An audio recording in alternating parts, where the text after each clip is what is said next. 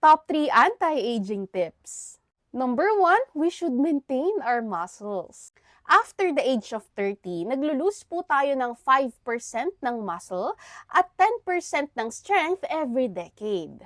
Pero ang resistance exercises ay nakakatulong sa pagpapabagal or even pag-reverse ng pag-lose ng ating muscle.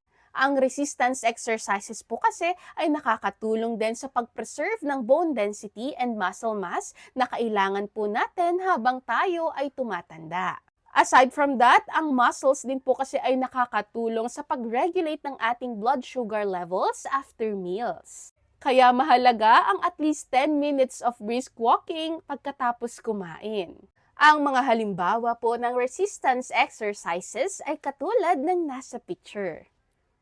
Number 2, food choices. Ang quality at balancing nutrisyon na kukuha natin sa mga kinakain po natin everyday ay nakakatulong din sa pagpapabagal ng ating aging process. Kaya naman sikapin na po natin na mas kumain ng maraming gulay at prutas, bawasan lang din po ang pagkain ng mga karne, prito, gata, processed food, at mga kulay white like white sugar, white milk, white bread, and white rice. And number 3, get enough sleep but not too much. Ang sobrang pagtulog po kasi ay may hindi rin magandang epekto sa ating kalusugan. Kaya mahalaga na at least magkaroon lang po tayo ng 7 to 8 hours deep sleep every night.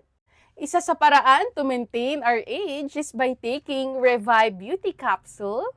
Dahil ito po ay naglalaman ng hydrolyzed marine collagen, vitamin E, coenzyme Q10, and red acerola cherries na nakakatulong sa ating overall health.